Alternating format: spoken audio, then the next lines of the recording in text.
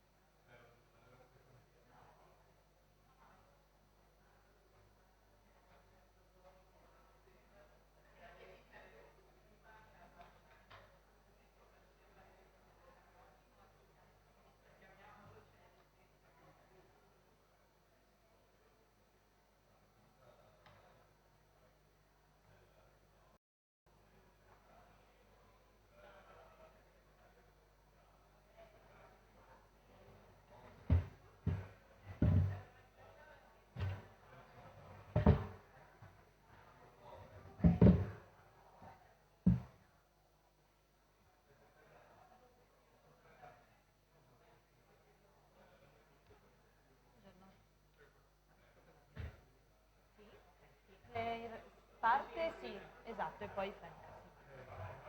Sono arrivati tutti, anche sì, io, Davanzo, sono tutti. E volevo chiederti, Stefano, che io le ho messe qua ma sono sparite, non so come... Ne ho forse una, ma tutte diverse, tra l'altro, blu, rosse. Mi servirebbe proprio una scatoletta o un paio, insomma. Qua ce n'è una, due, tre. Grazie.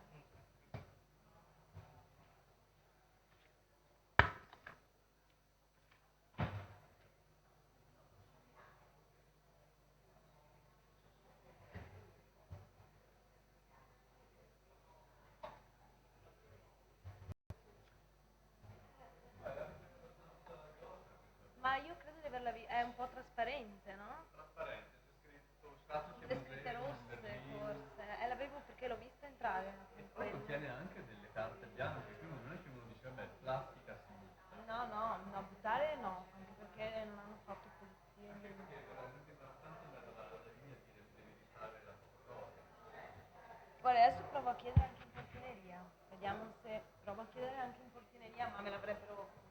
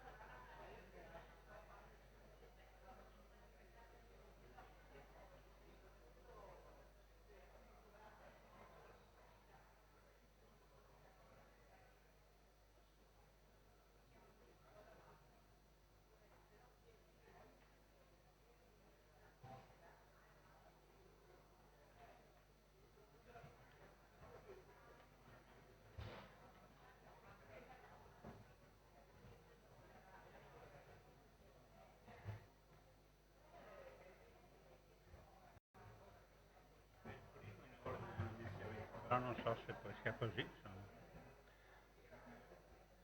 No, è un PowerPoint per cui dovrebbe avere anche la sigla, le anticipazioni, perfetto, quello là.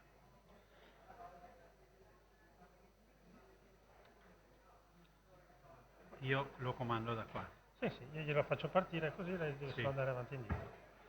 avanti e indietro, Sì. perfetto. E qua si parla, Sì. Già pronto. ok, è già pronto. Ma io il primo, quindi vabbè. Quindi Lascio sono già. anche il mio nome già qua, per cui posso sentarmi. Quando loro signori vanno via da volte. Grazie.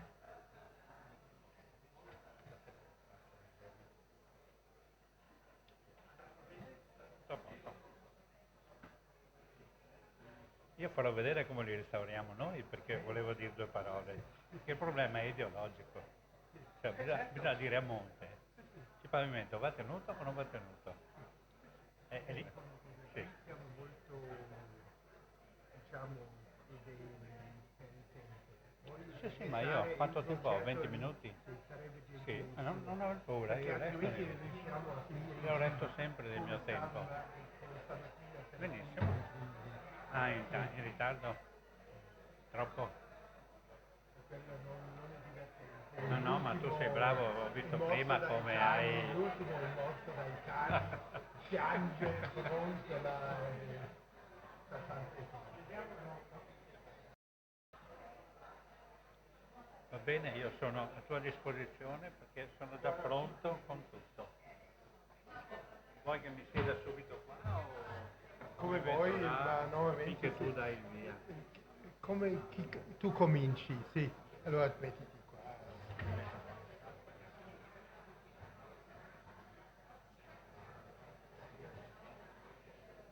Può parlare da seduti?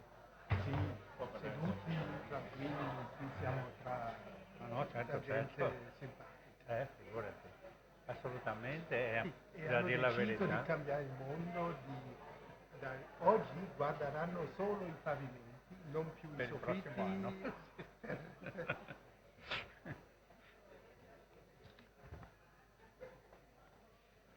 Vediamo cosa devo firmare qua.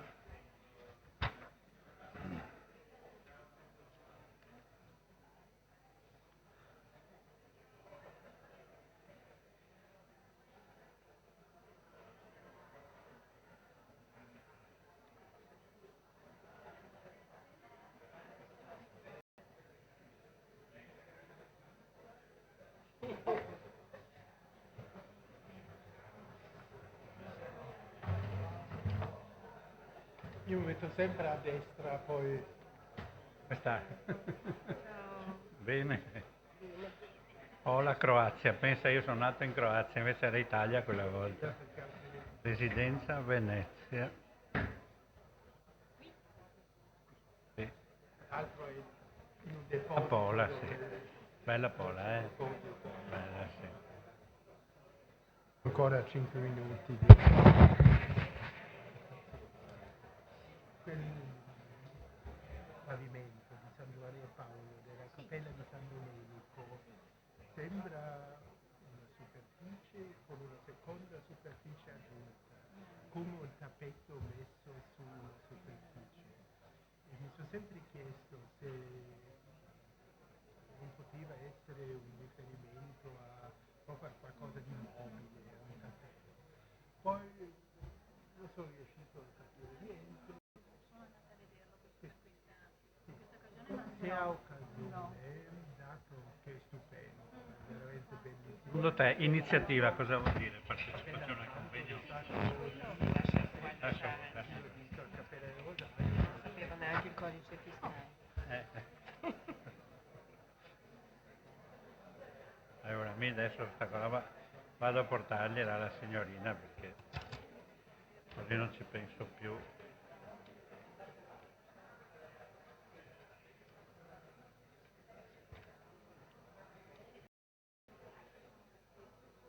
ho studiato la sua tomba. Sì. A Torino? Sì. Ah, Sì. è una sciametta meravigliosa dentro. Con Però lui è tanto qui, peso. Però lui è qui. Sì, sì. Quindi noi abbiamo il grosso. Tanti argomenti. Comunque non ho sentito purtroppo il professore Santi, ma parlava anche, ha parlato anche di Il professor la professoressa Santi, Gentili si è parlato di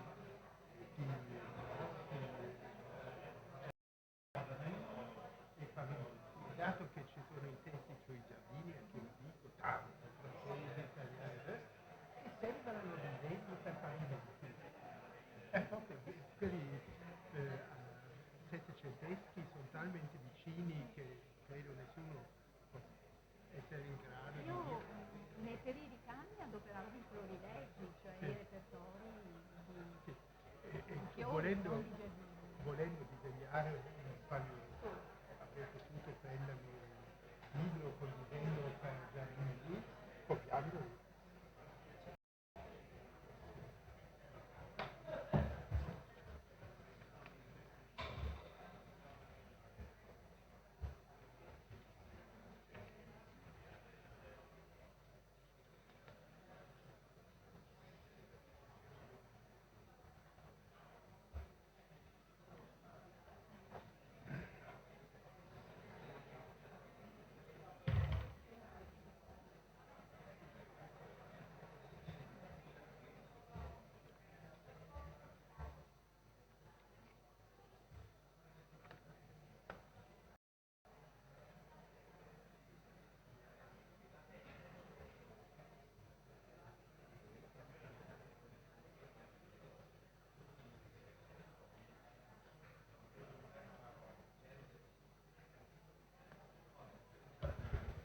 Dato che ormai ci siamo tutti, abbiamo avuto il nostro caffè, possiamo anche ricominciare per non perdere tempo inutilmente. Abbiamo un programma, non dico ridotto, ma di 3 cose. Andrew Hopkins ha già parlato stamattina e cominciamo col contributo di Ettore Vio. Ettore Via è architetto da anni proto di San Marco. Segue da lunghi anni i restauri di un edificio veneziano particolarmente sofferente e così anche dei pavimenti che conosce davvero come tasca sua. Mi permetto di ringraziarli anche in pubblico per la sua liberalità appoggiando la Bauforschung sulla facciata nord con guida di Manfred Schuller. Dialogando con Ettore Via, Venezia, isola degli studi, è riapparsa all'orizzonte, dove sembrava sparita. Parlerà delle origini rinascimentali dei modelli barocchi nel pavimento della Basilica di San Marco. Ettore, tocca a te. Grazie a Wolters. Spegniamo la luce, va benissimo. La Basilica di San Marco, per tutti almeno, sempre, ogni volta che io vado, una sorpresa. Ogni volta vedo qualcosa di diverso e di nuovo. Ogni volta mi sento affascinato da qualche piccolo elemento che mi era sfuggito prima. Il pavimento offre tutte queste, chiamiamole così, speciali attrazioni per chi ha interessi di questo tipo. Il pavimento ha ancorata la sua storia alla iconografia bizantina, che però mano a mano di dover mettere le mani a causa di incendi e di terremoti che erano avvenuti, soprattutto quello grande del 1419, incendio, a restaurare pezzi di pavimento o di pezzi che mancavano ancora. A questo punto Venezia chiede l'aiuto a Firenze. Venezia nel 1200, i primi 10 anni del 200, aveva mandato i propri mosaicisti a decorare la volta del battistero di San Giovanni. Mi fa piacere, ho visto una persona dell'Opificio Pietre con il quale sono stato in contatto per diversi anni, anche per i grandi restauri che abbiamo fatto degli arazzi della Passione che hanno condotto loro in Palazzo Vecchio con grande bravura e ponendosi comunque sempre il tema della ripetizione del modello. Alla fine, dopo tutti i ragionamenti fatti anche con la dottoressa Dolcini, che allora era direttrice, è venuto fuori che il modello va tenuto, il modello va salvato, perché è quello che è l'idea matrice del prodotto che viene mandato avanti nei secoli. Ed è vero quello che dicevate prima circa i marmi. I marmi, per carità, i marmi è difficile trovarli uguali, con la stessa venatura, con la stessa qualità, con la stessa parte di colori, però rappresentano la garanzia di aver mantenuto vivo nel tempo un modello che aveva un'origine ben precisa. È interessante quello che ha detto un pavimento del 300, di cui del 300 non c'è più quasi niente, perché hanno continuamente modificato, però hanno salvato il modello ed è arrivato salvato. In parte questo è vero anche per San Marco, però non completamente. Molti pezzi di San Marco sono insostituibili, come ad esempio il grande mare che c'è al centro della crociera tra navata e transetti, che è fatto di lastre di 4,50 m di lunghezza per 1,50 m di larghezza, che solo a pensare al trasporto che è stato fatto fa capire la qualità e il valore che i veneziani attribuivano a questi pezzi di marmo che venivano portati. Sono spoglie, in sostanza, sono spoglie che hanno la possibilità di essere messaggeri di un antico modo di fare, però ancora inseriti in un mondo diverso e nuovo che li ha amati e sostenuti. Fatto questa piccola parentesi, partiamo. Secondo me, di tecniche, dell'invenzione e della bellezza. Penso che tutti voi abbiate forse visto il libro di Bruyère, quell'architetto francese, che con la pubblicazione dell'Imprimerie Nationale de Paris, che è come il nostro poligrafico dello Stato, ha messo in cantiere un volume che ancora oggi è venduto, che ha con delle fotografie bellissime e rappresenta tutto il pavimento della Basilica. Ecco, Bruyère lo ha considerato e lo ha accostato ogni volta a delle poesie, terminato tecnicamente, lo ha accostato a quella che è la forte, collegamento al sentimento che guardando questo pavimento lui aveva.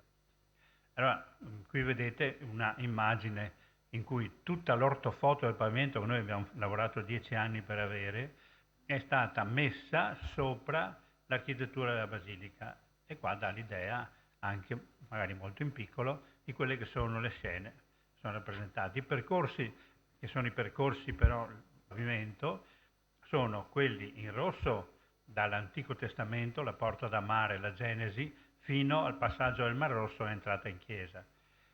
Quello della freccia blu che porta i fedeli dall'ingresso fino all'altare, cioè il percorso dell'uomo, la metafora del percorso della vita umana, insomma, dell'uomo a Dio, e l'altro un piccolo percorso che per entrare in questa linea blu bisogna passare per il battistero.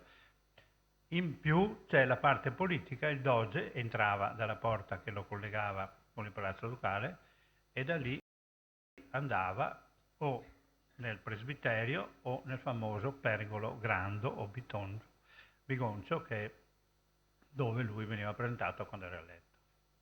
L'attenzione al pavimento però ha dei rilievi notevoli.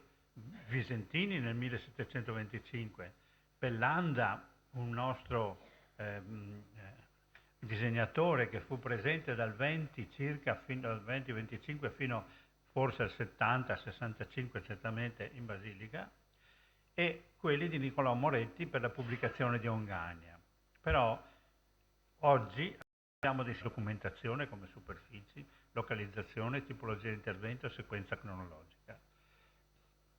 Pietro Saccardo, che fu procuratore, faceva parte del circolo diretto a Raskin quando era giovane, fu uno dei promotori della potente pubblicazione di Ongania, 18 volumi e portafogli, sulla Basilica, che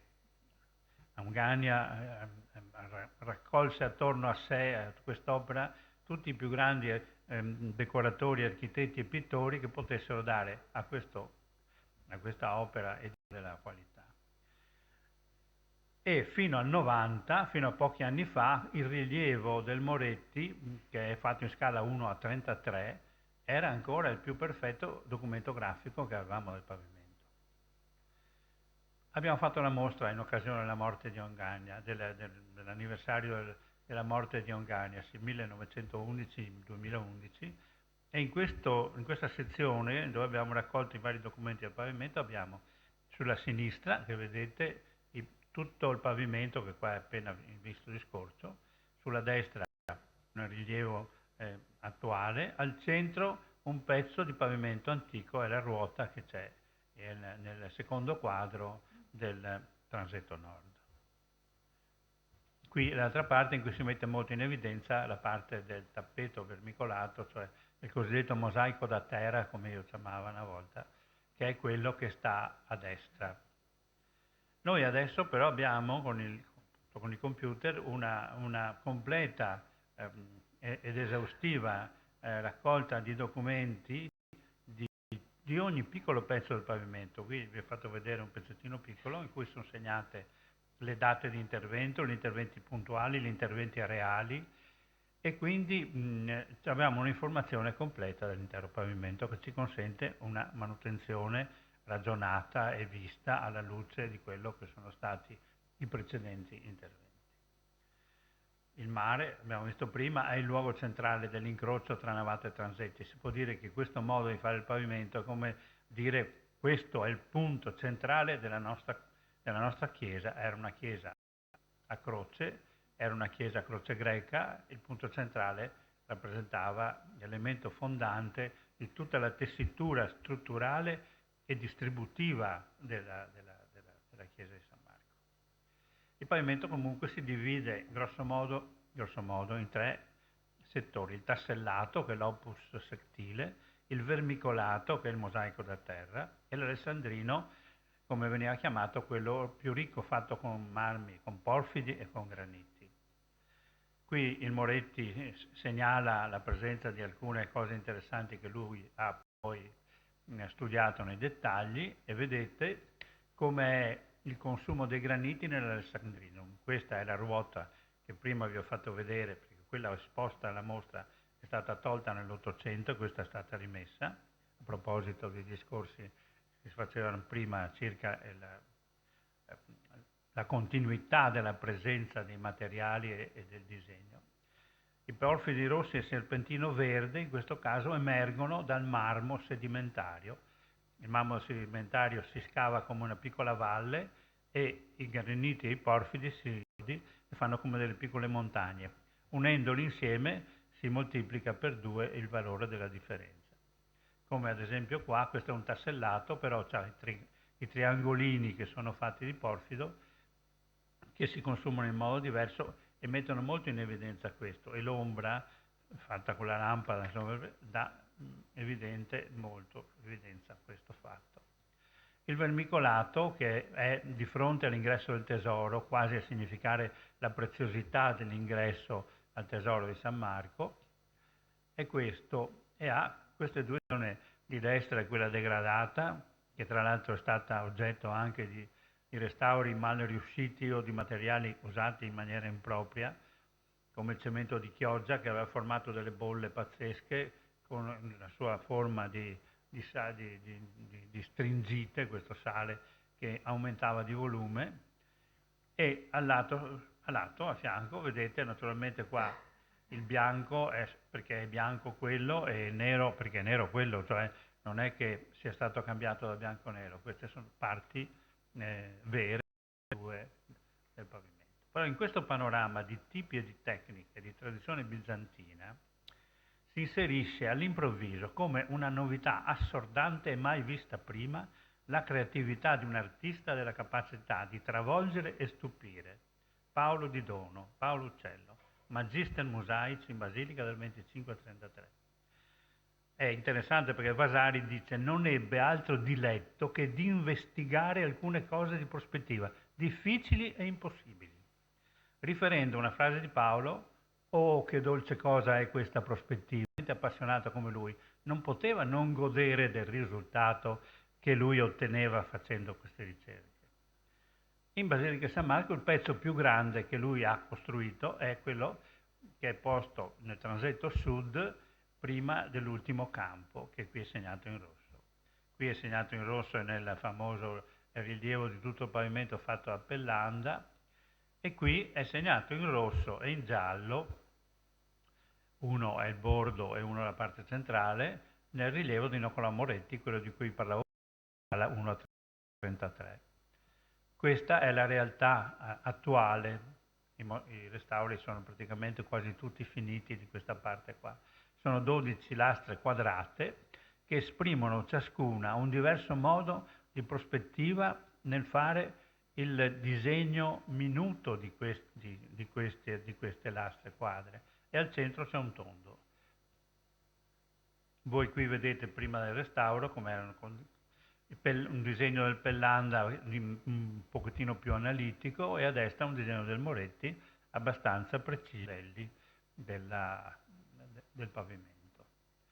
Lo stesso Moretti, in una specie di raccolta che lui fa di vari particolari, mette in evidenza questi elementi quadrati che sono come dei buchi fondi che danno l'impressione della prospettiva, oppure quelli dentro il cerchio azzurro che fanno vedere questi prismi esagonali che corrono uno dietro l'altro, oppure anche gli elementi triangolari che sono verso il vertice del centro di questo settore di cerchio. Ecco, questi mi hanno fatto venire in mente immediatamente il pavimento della chiesa ultima che abbiamo visto. Vabbè, dopo mi viene in mente il nome.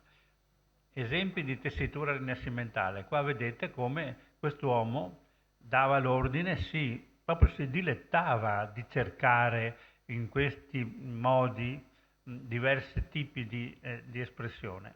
Vedete, questi qua in alto a destra sono praticamente dei piccoli diciamo, scatolette di marmo vuote che hanno al centro sotto il nero che rappresenta il fondo, oppure di fianco gli altri, oppure sotto a sinistra gli altri ancora, mentre quello al centro è un tassellatum normale in cui questo fatto della tridimensionalità non esiste e si sente fortemente questa differenza. Questo facevo vedere per raccontarvi quello che è stato il nostro modo di restaurare. Abbiamo tenuto presente quella raccomandazione che mi pare che sia stata unanime tra quello che diceva prima la dottoressa dell'opificio e quello che diceva il marmo, perché il marmo rappresenta la continuità fisica di un documento persa la quale è perduto il documento. E allora per rendere vivo e noto a chi guarda la differenza tra l'originale e l'integrazione, noi abbiamo scelto di fare un uso degli stessi marmi, però siccome le cave hanno sempre una varietà di intensità di colore, con un colore più basso di tono. E qua lo vedete, un'altra di queste qua nella soluzione finale. Vedete la parte, diciamo, di colore più intenso è quella originale, mentre quella di colore più chiaro è quella nuova. È garantita così la continuità fisica, la concatenazione dei pezzi in modo che non possano essere estratti facilmente, ed è garantita per uno che non se ne intende anche l'espressione figurativa dell'opera. Per uno che sa si rende anche conto di qual è stato l'intervento che l'ha. San Rocco nelle lastre della sala capitolare vicino all'altare ripete in forma molto più gigante, questi qua sono larghi 50 cm circa, mentre quelli piccoli che avete visto erano 2 cm per 2, come questi anche 2 cm per 2, qua si ripetono modelli diversi, sopra quello che ho indicato in rosso c'è sopra l'altro modello, poi di nuovo si ripete quello di prima, è un'alternanza di modelli, anche questi voluti alla genialità di quest'uomo. questa è la parte con le due indicazioni, quella 1 l'abbiamo già vista, la 2 è questa, è uno dei bordi centrale, in cui nei piccoli rombi, nei piccoli quadrati messi in diagonale, Paolo Uccello, perché solo lui poteva portare queste cose, sono attribuiti a lui, sono nel suo periodo, però non poteva essere che lui, che studiava la prospettiva, a mettere in evidenza la necessità di fare un po' in questo modo il pavimento, realizza tutta una serie di tipi che sono come un messaggio che lui dava, e questi sono questi. Questi addirittura sono come tante lamine messe in coltello, sono tanti cubetti tanti prismi messi in piedi, oppure questi che sono gli esagoni uniti tra di loro da un filo che lui utilizza anche a circondare le parti rotonde di alcune cose, oppure blocchetti molto semplici da 3 lastrine ciascuno, una scura e 2 chiare, che sono poi utilizzate per esempio nel pavimento della Scuola Grande San Giovanni Evangelista, che ha avuto, ed penso che sia l'unica che ha fatto tutto il rilievo fotogrammetrico del pavimento. Ci sono la ripetizione continua di questi modelli qua, eccoli qua, i cubetti, e queste piccole stelline che sono appena tridimensionali, perché hanno una parte scura e una parte chiara per dare il senso di una tridimensionalità, ma che non sono andate oltre. Altri elementi importanti del nostro artista sono la navata nord, diciamo l'area nord del nartece della Basilica, e l'entrata alla Porta di San Pietro e l'uscita dalla Porta di San Pietro, in cui c'è un settore del semicerchio da lui fatto con tutta una serie di piramidi. Adesso voi vedete per esempio la A è il bordo finale, lui nel bordo finale cosa fa? Si diverte e fa questi piccoli giochi di prospettiva, li mette là, però dentro in questi, io ne ho presi 3, mette di tutto, anche qua sono questi cubetti a base esagonale con il tappo nero, che sono messi come attorno a croce rispetto a un punto centrale di colore rosso, e sono di una grazia e di una bellezza unica. Oppure le piramidi che vengono fuori in questo discorso, in questo rombo, insomma. Oppure i soliti cubetti, che in questo caso però sono arricchiti dal fatto di avere uno spazio tra l'uno e l'altro, non sono tutti pieni come erano quelli visti prima. Qua siamo alla Scuola Grande di San Rocco, sono sala capitolare, i restauri di Pietro Saccardo, sono stati negli anni 80 dell'Ottocento, per cui partiva certamente dalle cose lasciate. E questi sono grandi 40-50, questa forma così che sembrano come delle piccole montagne che si corrono dietro. Mentre nella Santa Maria della Salute c'è il grande genio di Longhena. Longhena era un personaggio di una bravura assoluta. Le sue chiese, i suoi palazzi non hanno uguali nella storia dell'architettura italiana. Io poi ai miei tempi di studente ero stato fatto, il nostro Zevi, che faceva il corso di storia dell'arte, mi fece fare il rilievo di 4, e però ogni volta che io passavo vicino, che vedo il barocco veneziano relativamente al barocco romano, mi rendo conto della misura umana che ha il barocco veneziano, cioè tutte le pietre le guardi e vedi l'architettura va toccata, come si dice, no?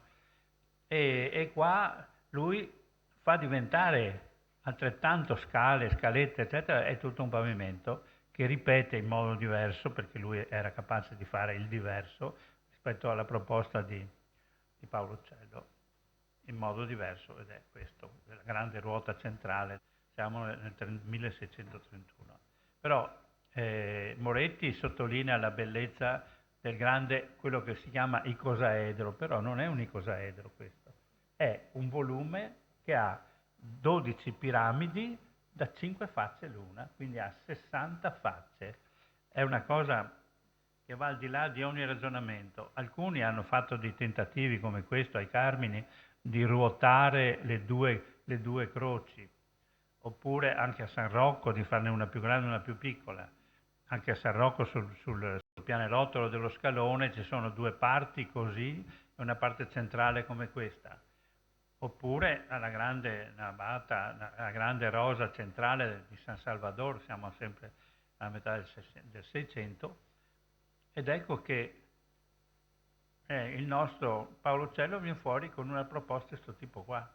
Cioè prende un reticolo, lo dilata mano a mano per occupare tutto lo spazio e lo riempie di piccole piramidi a base quadrata, ed è di una bellezza unica, ma è ripetuto sempre in San Rocco, ci sono queste piramidi a base quadrata che ripetono in modo diverso, in modo più semplice, però colgono il messaggio. Questo è il disegno che prima avete visto del Moretti, questa è la realtà, magistrale creazione di Paolo, nella soglia della porta di San Pietro. Questa non è mai stata superata né mai stata colta. C'è stato un tentativo di fare al posto dei prismi esagonali che girano intorno alla forma di questa ruota, questi che sono a San Rocco, che sono delle piramidi tronche, però la bellezza assoluta, il messaggio vero, la grandezza che è nel nostro pavimento, ma che è il retaggio di quest'uomo, è questa, e che io ve lo lascio nel vostro cuore.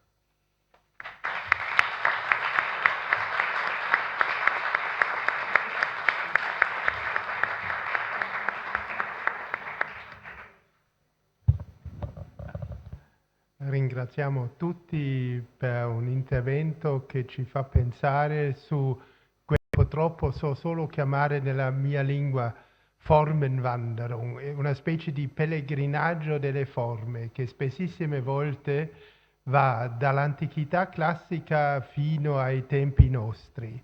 E c'è chi ha fatto questi repertori, innanzitutto i francesi, ma anche molti italiani, romani innanzitutto e a Ravenna, che dimostrano che certi elementi base sono di origine romana dell'età classica e si ripentono nel Settecento e via.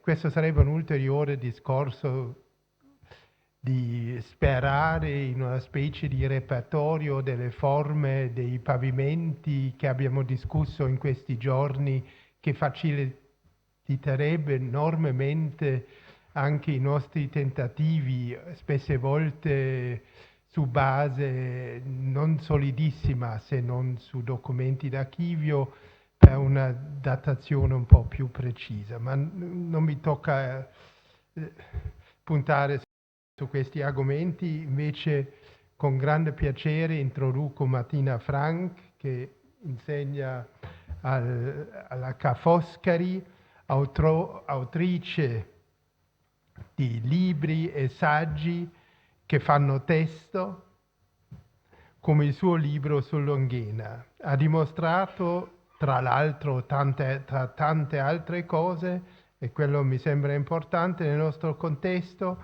che l'architetto famoso per le sue chiese e per i suoi palazzi si è occupato un po' di tutto, e così anche di compiti ritenuti oggi modesti o persino marginali. Parlerà di pavimenti marmorei nei palazzi veneziani di età barocca. Dove e perché? Punto interrogativo. Grazie per queste parole e posso soltanto confermare che anche oggi mi occuperò un po' del marginale, perché in effetti quello che vi posso fare vedere non può in nessun modo concorrere con gli esempi che sono stati trattati in questi giorni, e per fortuna non sono l'ultima a parlare e quindi si chiuderà con l'intervento di Doretta in bellezza. Sì. Quindi la mia indagine è in realtà partita senza una particolare ipotesi lavorativa. Essa si proponeva in prima istanza di esplorare, di scoprire, di conoscere.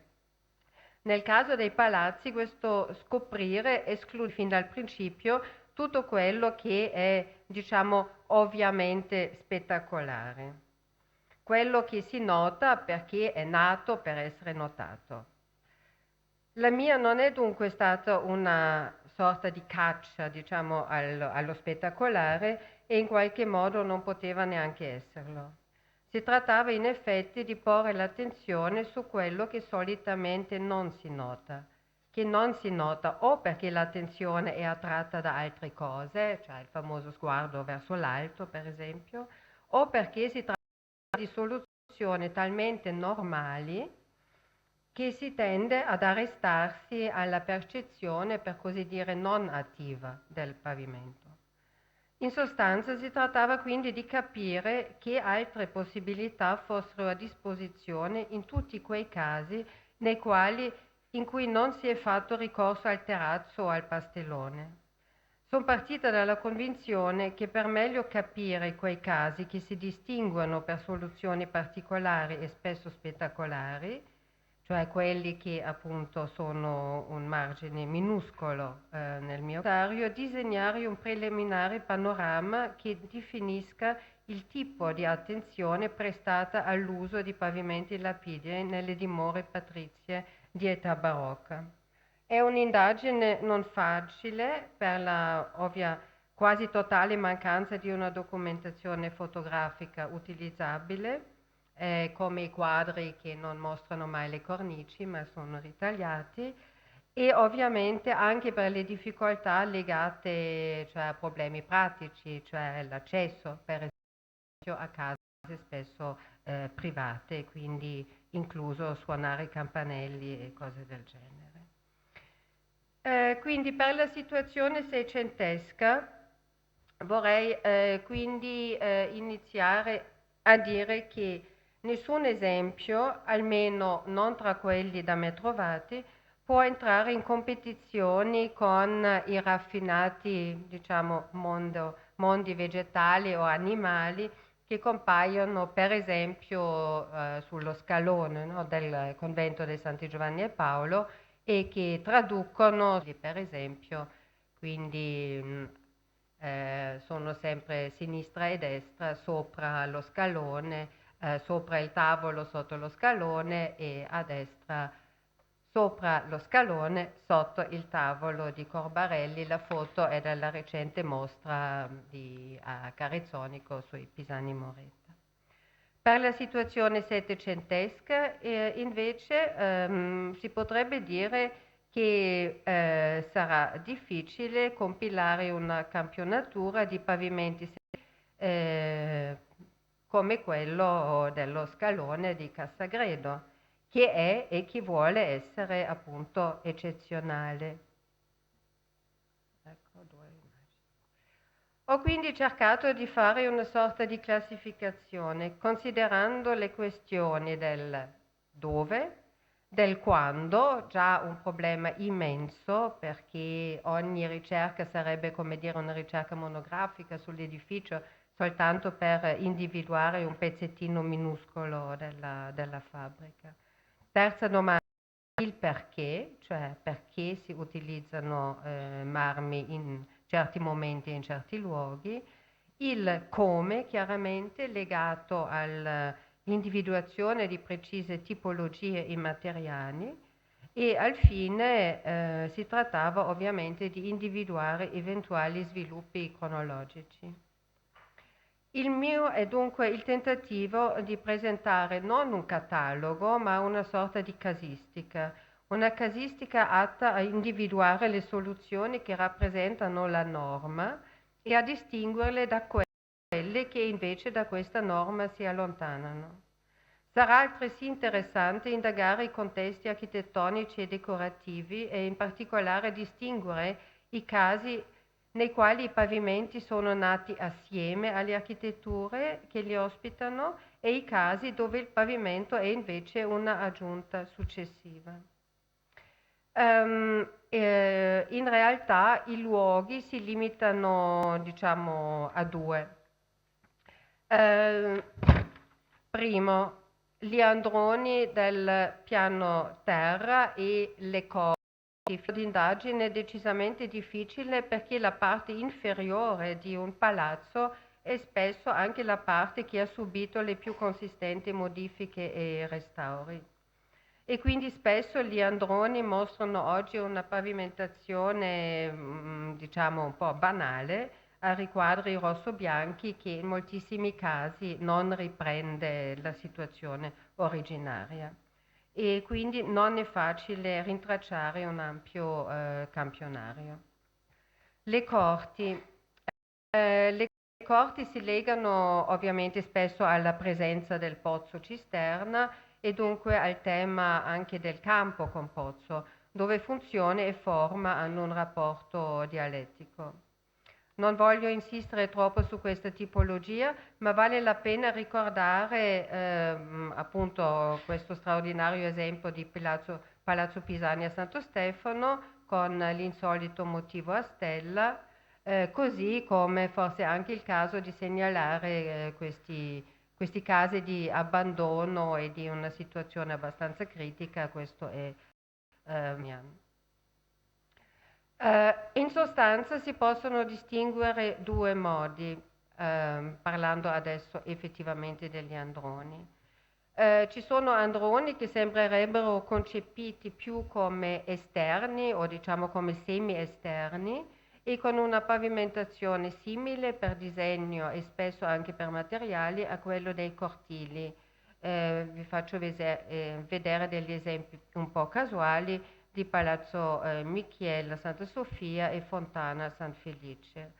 A questa tipologia appartengono anche tutto sommato Capesaro, qui con l'installazione Site Specific, e chiaramente anche Bon Rezzonico che di fatto è un esterno.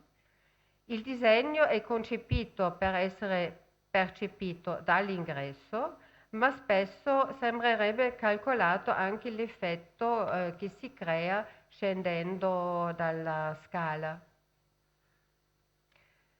Ci sono poi, seconda categoria, degli androni che potremmo chiamare neutri, dove spesso appunto è utilizzato il disegno a lastre quadrate monocolore e che può legarsi alla strumentazione delle pareti.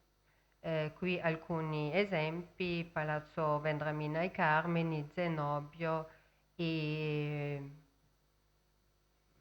Algarotti. Oppure ancora androni concepiti invece come interni, e questo è forse la variante meno diffusa. Che vedete sono in alto un dettaglio di Palazzo Ruzzini e in basso invece Palazzo Marcello Pindemonte a Santa Marina, un palazzo con una vaga attribuzione non molto plausibile a Longhena. Pavimento ampiamente restaurato, ma credo con un fondo originale. Però gli scaloni sono indubbiamente i luoghi nei quali si concentra l'uso di materiali. Confesso che la prima cosa che ho fatto è stata di verificare i pavimenti degli scaloni delle procuratie nuove. E in effetti questi pianerottoli sono lapidei e sono concepiti all'insegna, diciamo, della fabbrica forte e robusta. Si tratta di lastre quadrate nel primo cortile in alto a sinistra e di lastre iscritte in un altro quadrato e anche con una distinzione cromatica abbastanza i cortili, quindi quelli diciamo longheniani. Questo uso della lastra unica o di lastre comunque molto grandi non è nemmeno estraneo all'edilizia residenziale privata e in basso vedete gli esempi sempre di Palazzo Michiel Santa Sofia e a destra di Palazzo Basadonna, un altro edificio legato a Baldassare Longhena. Ma la lastra unica o anche il materiale unico può anche produrre soluzioni decisamente raffinate e mi riferisco in particolare ai rilievi del loggiato, no, sull'acqua di Palazzo Palazzo Bon Rezzonico. Quindi non il marmo inciso, ma un disegno a rilievo. Non ho trovato molti esempi di questa tipologia, però vi faccio uno che mi sembra interessante, che è a Palazzo Pisani a Santa Marina. È un intervento che non riesco a datare, potrebbe essere anche della fine del Settecento, se non persino dei primi dell'Ottocento, consono alla decorazione, diciamo, dei soffitti. Ma veniamo ora ai pavimenti commessi o intarsiati. Come era forse prevedibile, i pavimenti con disegni elaborati privilegiano, come già nel Cinquecento, composizioni, diciamo, centralizzate, spesso a forme stellate, che si iscrivono nella forma quadrata dei pianerottoli oppure nel doppio quadrato. Però non mancano nemmeno alcuni esempi con soluzioni diverse. A questo proposito segnalo Palazzo Mora a San Felice, dove la scala che si innesta dal cortile ha dei pianerottoli, cioè sono ben 3, pianerottoli decorati con queste losanghe. L'effetto è quello di una sorta di tappeto su qui alcuni particolari, perché oltre alla cornice sono molto curate le soluzioni anche angolari. Palazzo Mora è un edificio medievale ristrutturato per volontà dei nuovi proprietari, appunto in Mora, che avevano acquisito il titolo nobiliare veneziano negli anni 50. Allo stato attuale delle ricerche la datazione degli interventi è abbastanza complessa. La mia è del 600 e che si tratta di una costellazione, diciamo, dove il cantiere della chiesa dei Carmelitani Scalzi potrebbe aver avuto un ruolo, perché i Mora erano tra i primi, diciamo, finanziatori di una cappella laterale, recuperando forse persino dei materiali di quel cantiere. Ma come nella maggior parte dei casi si opta per soluzioni centralizzate che con infinite variazioni ripropongono cerchi, stelle o frammenti di questi. È assai stupefacente che si cerchino sempre nuovi disegni, si direbbe pensati ad hoc per un determinato luogo, e che non sembra esistere un modello di tipo ripetitivo. Abbastanza omogenee e in linea con i precedenti cinquecenteschi sono i valori cromatici, solitamente, come anche in questo caso, articolati attorno a armonie, diciamo, rosso-bianco, volta con inserimenti gialli. È impossibile di spiegare ora l'intero campionario che ho raccolto e mi limito quindi a segnalare alcuni esempi. A non grande distanza cronologica da Palazzo Mora si dovrebbe situare Ca' Vendramin ai Carmini. Il disegno si iscrive qui in una sorta di cerchio schiacciato e frammentato, e gli inserti gialli, si vedono meglio questa foto, gli inserti gialli conferiscono alla composizione una grande varietà e ne amplificano anche i valori plastici. Si tratta di una soluzione che un po' ricorda anche quella della Salute, ma questo dovrebbe essere prima, secondo me. Ca' Vendramin è forse, ma anche questo è da verificare, uno dei rari esempi seicenteschi nel quale l'edificazione del palazzo e la decorazione dello scalone risalgono allo stesso periodo. Uno dei dati più finora immersi è infatti quello che la maggior parte dei pavimenti lapidei con disegni elaborati si trova in palazzi rimodernati e non in quelli costruiti ex novo. Così come si inserivano soprattutto nel Seicento e il grande secolo delle ristrutturazioni e delle modernizzazioni, così come si inserivano per esempio nuove e moderne balaustre sui balconi delle facciate, così si riorganizzavano gli interni con nuove porte e appunto nuove scale. E anche il già nominato Palazzo Mora fa parte di questa categoria. Un esempio del primo Seicento che si può ricordare è per esempio Palazzo Contarini Corfu degli Scrigni, cioè la parte trecentesca intendo, dove forse Antonio Smeraldi, forse Scamozzi, allestì il nuovo scalone collocando sui pianerottoli appunto queste vistose stelle. Mi scuso, non ho trovato una foto migliore. O ancora Cabotacin, un altro edificio che viene dotato di una nuova scala con un bel pavimento lapidio con stella centrale iscritta in un cerchio e punte esterne che raggiungano il perimetro del quadrato. Ecco qui il dettaglio. Alla stessa categoria appartiene infine anche il nuovo scalone di Palazzo Tron, un intervento che forse, mi direte voi, Massimo e Ruggero, un intervento che forse risale a Gasperi. In tutti questi esempi colpisce la ricercatezza nello scomporre la forma stellare semplice, quella tipica del Cinquecento che compare per esempio, lo vedete in basso a sinistra, sullo scalone di San Giorgio Maggiore. Spesso siamo di fronte a due o anche di più cerchi ben separati fra loro e dove quello esterno non è la conseguenza di quello interno, ma sviluppa vita formale del tutto autonoma. Vi ricordo questo esempio. Per esempio ho anche questo. Un caso complicato, secondo me, rappresenta Cagarzoni, un altro palazzo medievale che ha subito interventi seicenteschi e poi ancora tra la fine del Sette e l'inizio dell'Ottocento.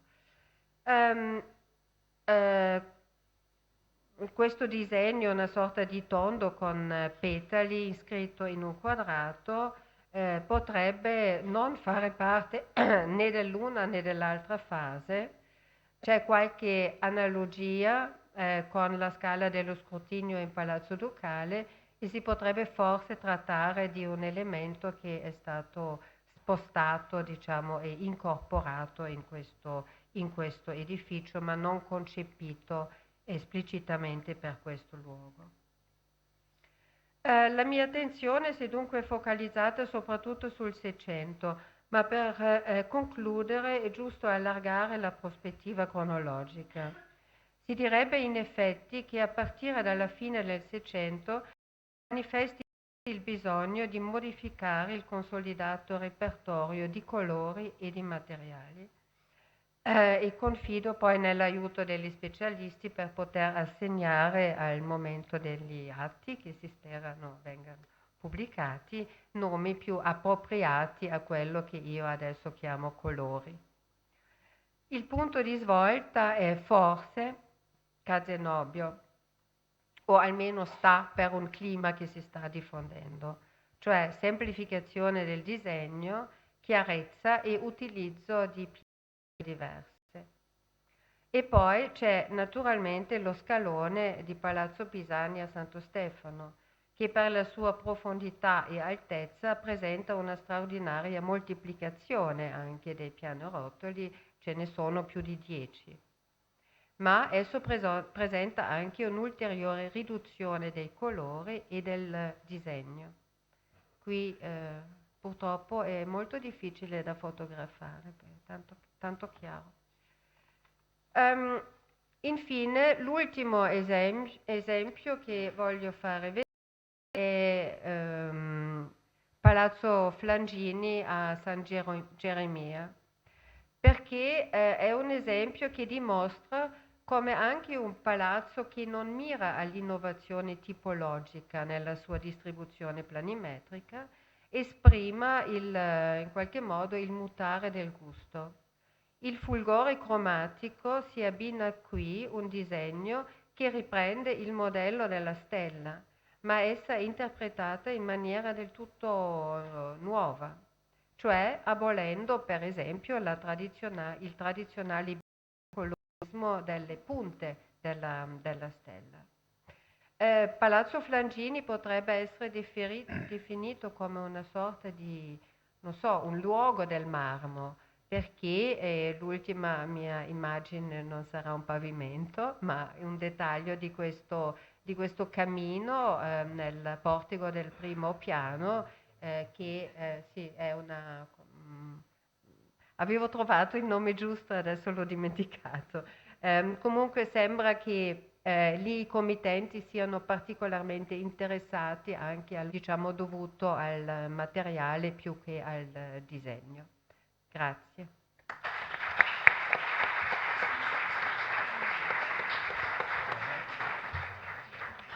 Grazie per un intervento che ci ha portato in palazzi difficilmente, se non accessibili, e confesso di averne riconosciuto 2 o 3, ma non più.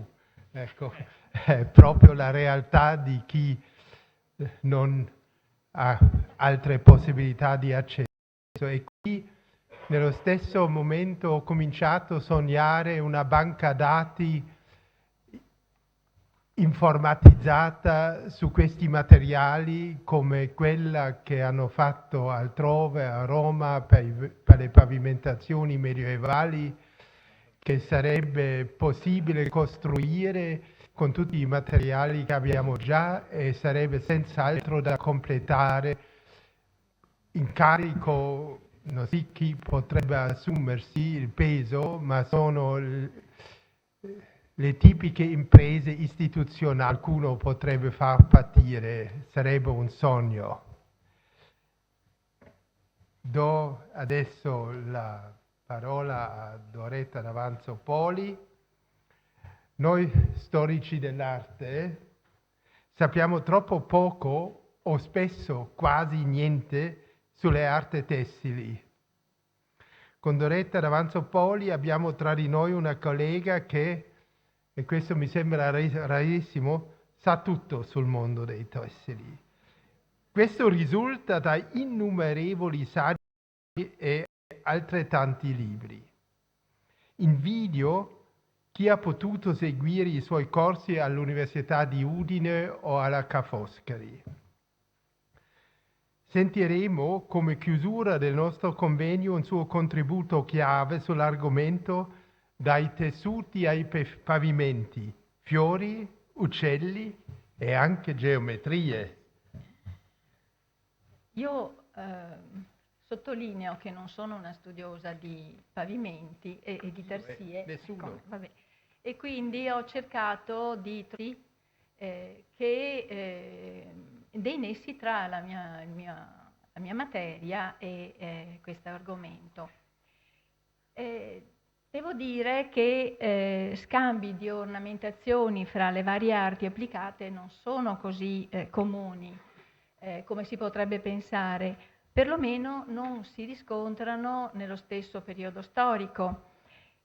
Anche perché ogni materiale, ogni tecnica decorativa ha necessità speciali, specifiche. Per quanto riguarda i tessili, per esempio, dico che preveda il risultato finale, i panneggi, le ricadute, gli effetti plastici del tessuto. E così mi sono resa conto che se dal secolo VIII-IX d.C., che è l'epoca in cui si pensa sia nato il telaio al tiro per realizzare stoffe operate, lo stesso tema delle ruote si è visto nella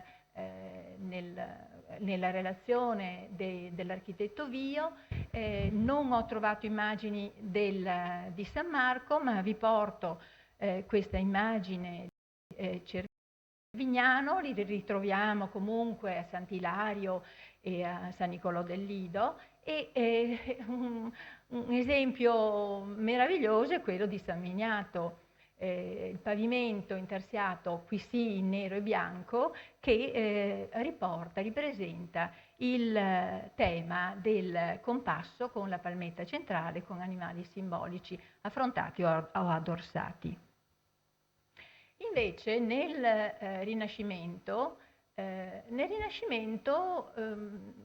vediamo che sono riferimenti tra l'arte del tessile e le altre arti applicate. Diciamo che i motivi principali sono quelli a griccia e quelli a cammino. Qui vediamo una griccia che ricorda moltissimo il disegno del Pisanello, e questi decori invadono velluti e damaschi, e ritroviamo documentati iconograficamente con grande abbondanza nei dipinti, sia nell'arredo che nell'abbigliamento delle grandi personalità e dei grandi santi. Invece li troviamo anche nei velari, per esempio, di certe chiese, e allora dimostrano la scarsa, l'impossibilità di comprare il tessuto vero e di ornare l'abside con un finto drappeggio che riporti questi decori. E questo mi ha portato a pensare, dal momento che poi invece le contaminazioni ritornano da danza nel 600 e nel 700, a pensare, a riflettere come mai sia successo questo. E mi pare di poter dire che nel secolo XIV, nel Rinascimento, quando manca una differenziazione tra arti maggiori e minori, tra artisti e artigiani, pur essendo considerata la pittura la più completa fra le arti, sia Giotto che Pisanello, che Giovanni da Udine, poi Sansovino, tantissimi altri, passavano dall'uno all'altro impegno con altrettanto successo, e ogni tecnica però aveva la propria tipologia decorativa. Invece, dalla fine del Cinquecento, quando si comincia ad affrontare la questione sull'importanza e i valori effettivi delle arti maggiori e minori di ciascuna arte, e si affrontano i numerosi aspetti, giungendo nel secolo successivo a riconoscere una maggiore genialità nelle arti maggiori rispetto alla modesta, alla semplice competenza, dimenticando che il virtuosismo non è che coincide sempre con l'arte. Ancora vediamo tessitori e ricamatori di soprarizzo, tessitori di soprarizzo di damaschi o sforbiciati, continuare a copiare, rimpicciolendoli però, i disegni geometrici delle pavimentazioni. Qui vedete un soprarizzo con la fatidica stella e comunque un decoro geometrico assolutamente similare a quello delle pavimentazioni. Nel mio titolo ho messo le geometrie alla fine, e in realtà ve ne parlo al principio. Era molto più musicale il titolo in questo modo, semplicemente per questa ragione.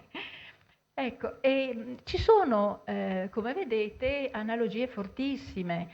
Ci sono i trompe-l'œil, gli incastri, le scacchiere e le stelle che continueranno fino a tutto il Settecento nella pavimentazione, mentre cessano totalmente questi decori nel primo quarto del Seicento. Qui vediamo un pavimento che finora non abbiamo visto, mi pare, quello della chiesa di Ognissanti, che avrebbe bisogno di restauro. Invece qui è il solito, dico solito, invece è straordinario, disegno, ma l'ho fotografato nella cappella che mi sta particolarmente a cuore di San Giacomo Salomo nella chiesa di Santi Giovanni e Paolo, che è quel Giacomo Salomo, un veneziano domenicano che va a morire a Forlì, a cui i veneziani regaleranno per gratitudine uno sciamito straordinario che invece sta a Forlì. E vedete ancora sempre velluto soprarizzo, un damasco e un altro velluto soprarizzo brodé addirittura, con un termine tecnico che non vuol dire ricamato, ma perché ha una superficie, delle briglie in più. Ecco, diciamo che ritroviamo la geometria nel tappeto che ricopre gli scalini dell'altare della chiesa dei Gesuiti, di cui si è parlato molto, ma mi è accorta dalla rilevazione grafica che è stata fatta quest'estate dalla fabbrica di Mariano Fortuny alla Giudecca, perché ha avuto il permesso di riprodurli, mi sono accorta che ci sono delle analogie per quanto riguarda i disegni, non i colori, perché la fabbrica produce tessuti di tutti i colori e non cercando addirittura di non far pensare al tappeto dei Gesuiti, ma si ricorda il disegno dei tappeti mamelucchi del Seicento. Qual è la ragione? Dal momento che nel primo quarto del Seicento cessano questi riferimenti con le geometrie e invece c'è un'invasione totale nei tessili sia d'arredo che d'abbigliamento di flora esotica e di una quantità straordinaria di specialità botaniche, la ragione è che iniziano ad essere importati in Europa grazie al fatto che sorgono le compagnie delle e occidentali, rispettivamente degli inglesi e degli olandesi nel 600-1602, arrivano fiori che in Europa non si sono mai visti. E noi li troviamo non solo nei tessuti, vedete, qui riconosciamo garofani, tutti voi riconoscerete dei fiori comunissimi. Li troviamo anche nei merletti, e i merletti ad ago della prima metà del Seicento e anche nei ricami, come in questo caso. Ecco, e i pavimenti che io ripropongo saranno quelli notissimi ovviamente del convento di San Domenico e dei suoi tre pianerottoli più i due piccolini che ci sono. Eccolo, questo è uno dei due piccolini secondari, che risalgono al 1666 comunque, no? Torniamo indietro, scusate. Ovviamente dei pavimenti non dico niente perché è già stato detto molto in questi giorni, invece sottolineo il fatto che in ogni spedizione mercantile si portava anche un medico, un botanico, uno zoologo, uno scienziato insomma, che sapesse anche disegnare e che disegnasse tutto quello che vedeva di nuovo nei suoi viaggi. Uno di questi, proprio Prospero Alpino, un marosticense, un veneziano di Marostica, che accompagna il console Giorgio Emo nella spedizione lungo il Nilo e che disegna piante e piccoli insetti che saranno pubblicati nel 1592 per i tipi di Francisco Franciscis. Fino a tutto il Medioevo gli erbari erano copiati e illustravano solo piante officinali intanto, ed erano copiati da manoscritti più antichi. E con l'invenzione della stampa questo produce ovviamente la diffusione della conoscenza e un aumento di erudizione. Il passaggio anche che c'è tra xilografia e acquaforte permette, dal momento che una maggiore accuratezza dei dettagli e le stampe sono colorate a mano. Nel secolo dello stile barocco e delle nuove rotte commerciali, eccetera, diciamo che c'è una grande, c'è come un rimescolare della società che non tocca soltanto la letteratura, la pittura, la filosofia, scienza, ma anche l'economia, che vedrà le piante trasformarsi in una merce pregiata importata dai nuovi mondi con gli onori riservati a oro, argento e spezie e con valori oggi inconcepibili. Data la richiesta di repertori e modellari da parte di artigiani tessili, 108, Thomas Trevelyan include fra i disegni per le arti decorative modelli di strani fiori che in seguito saranno chiamati fiori delle Indie. Si chiamano così perché le indiane che arrivavano dalle Indie importate dalla compagnia inglese avevano questi motivi: indiane, calicò, e erano tele di cotone stampate e dipinte. Nel 1613 un farmacista, Basil Besler, pubblica un florilegio tra i più importanti. Uno dei più importanti perché è molto preciso anche per quanto riguarda i bulbi, le radici, i semi, e dà descrizioni scientifiche. È preceduto un anno prima, quindi nel 12, dal Florilegium di Emanuel Swirt, che è finanziato dall'imperatore Rodolfo II, ed è seguito da un Hortus Floridus di Crispin van de Pas, che tra l'altro questo Crispin continuerà a disegnare altri testi, altri florilegi con descrizioni che saranno riedite fino a tutto il Settecento. La maggior parte delle piante, anche quelle che poi si scoprono commestibili, sono importate per soddisfare anche un nuovo tipo di collezionismo. Si tratta di specialità che si sono integrate oggi nella flora europea perfettamente e che invece all'epoca non si conoscevano e provenivano appunto dall'India, dalle Americhe e dal Medio Oriente. Grandi protagonisti in assoluto sono i tulipani. L'Europa ne aveva 2 specie, Silvestris e Austrano, presenti, e quindi non è quando l'ho visto io che pensavo che il tulipano appunto fosse arrivato alla seconda metà del 5, sulle bordure degli arazzi della Passione, mi ha preso un colpo, e invece esistevano e sono raffigurati da arazzieri ambulanti tra 1420 e 30 su disegni di Niccolò e Zanino di Pietro. Quindi esistevano, però non erano belli come quelli che arriveranno da Costantinopoli. E un diplomatico olandese, Auger Gisland de Bousbecq, viene mandato dall'imperatore Ferdinando I d'Austria ambasciatore presso Solimano I il Magnifico. Sono cose risaputissime queste per chi studia i tessili, e scrive di aver scoperto un fiore mai visto, dai colori meravigliosi, chiamato tulipam, che era il modo di chiamare anche una speciale, un sistema per avvolgere il turbante.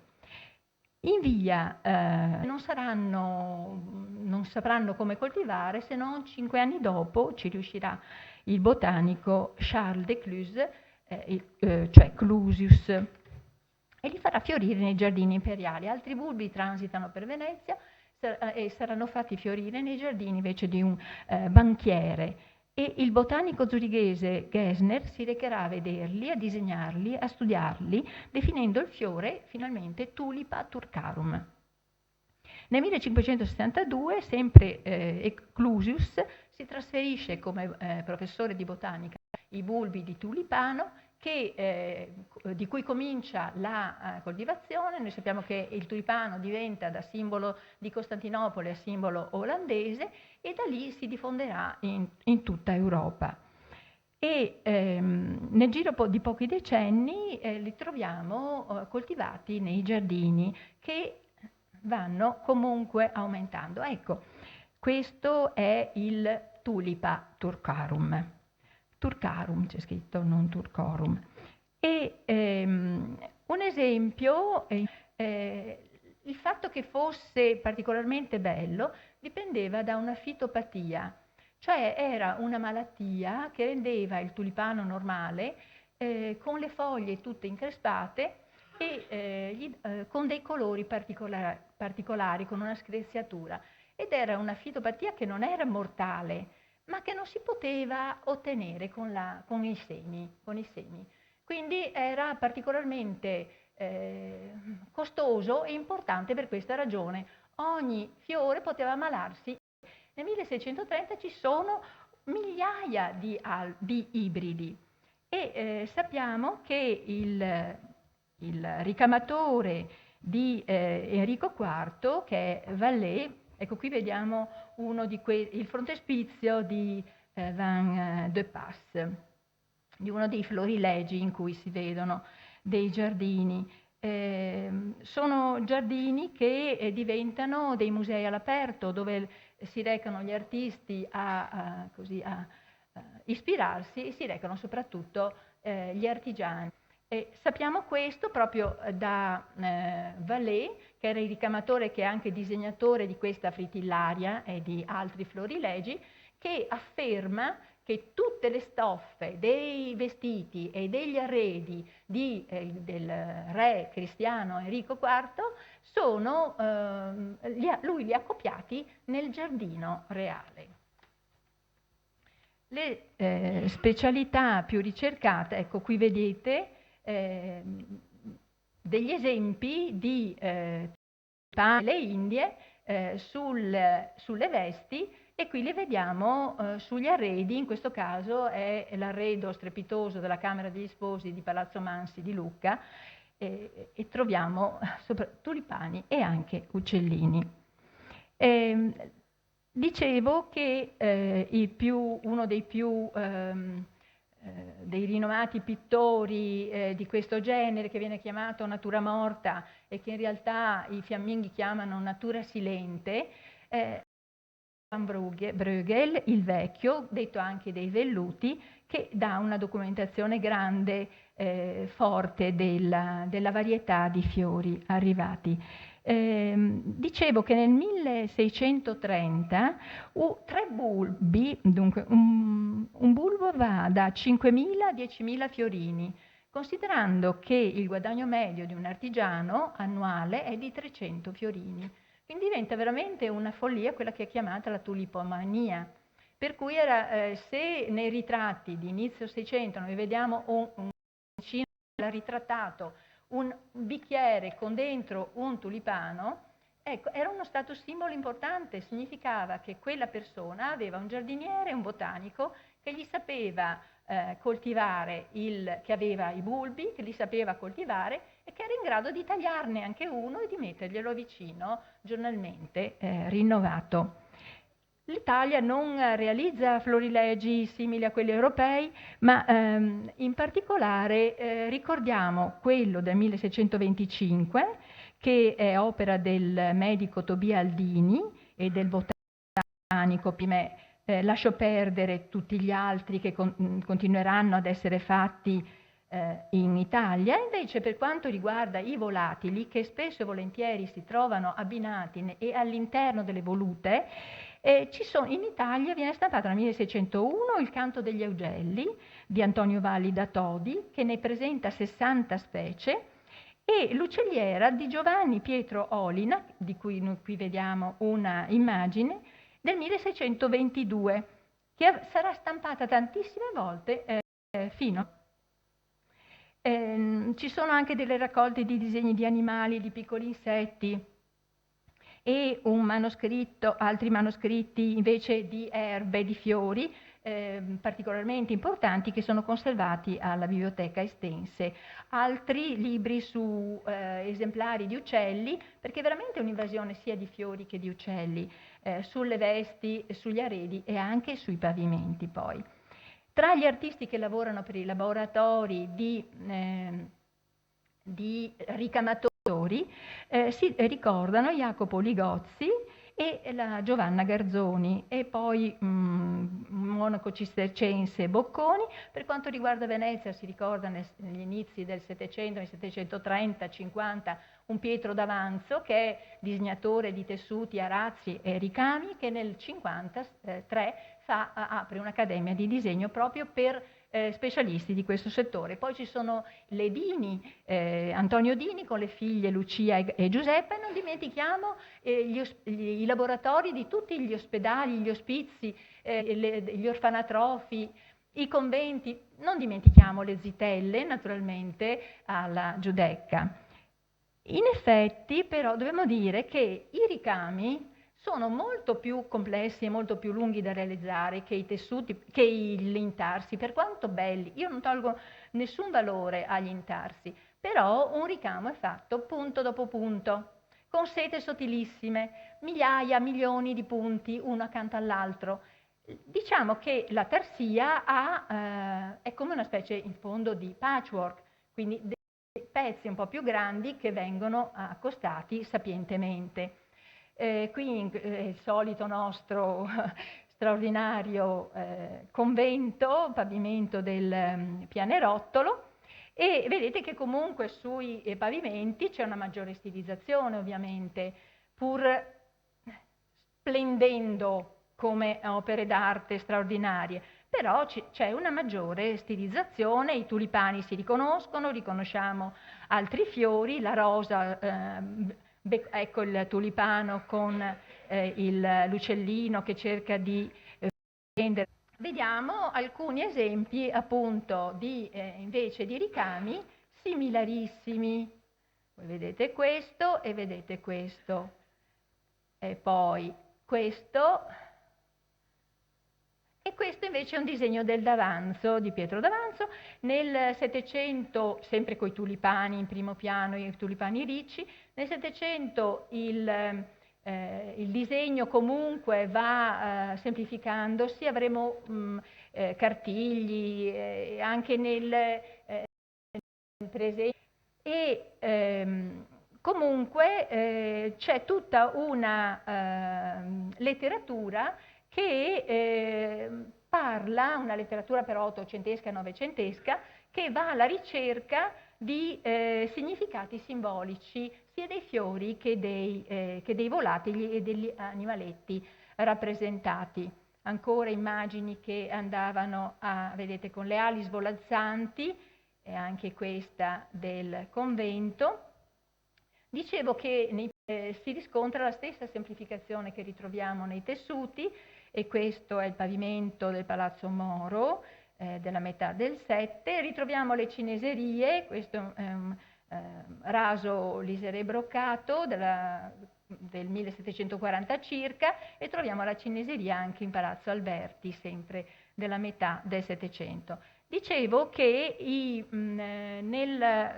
con la Controriforma noi sappiamo che vengono date delle regole ben precise per gli arredi sia liturgici, gli arredi, le vesti liturgiche, i colori liturgici da adoperare.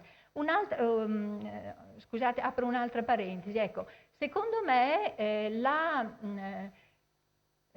questa tipologia di decorazione parte dai ricami e dai tessuti per approdare ai pavimenti, non viceversa, in quanto tessuti e arredi erano visibilissimi da tutti ed erano nelle cerimonie liturgiche, nelle solennità. È chiaro che è un fatto di moda che motivi così particolari vengano anche molto più raramente, passino anche nei pavimenti. Questo è un mio pensiero personale.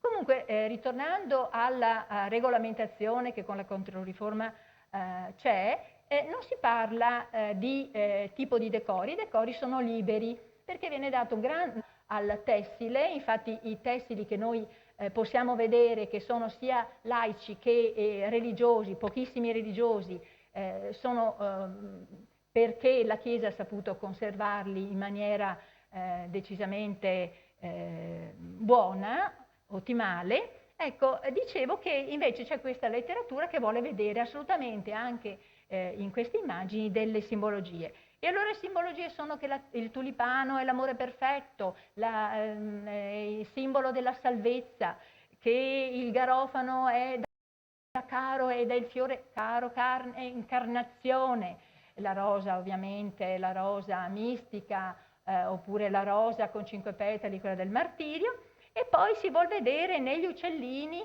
per esempio, il canarino è l'aspirazione alla gioia data dalla musicalità del canto. Pensate un po', l'upupa è l'amore filiale e il pappagallo è la personificazione angelicata, raffigura l'arcangelo dell'Annunciazione. Ecco, dire che il padre Brown, Giuseppe Brown, che è un religioso e che ha scritto un testo fondamentale su questo argomento, sulle vesti, sugli arredi e sui decori e sull'eventuale simbolismo, nel 1914 ed è ancora insuperato, lui scrive che non esiste nessuna simbologia religiosa in questi decori, anzi aggiunge e devo dire che sono assolutamente impropri per delle vesti liturgiche. Vi ringrazio.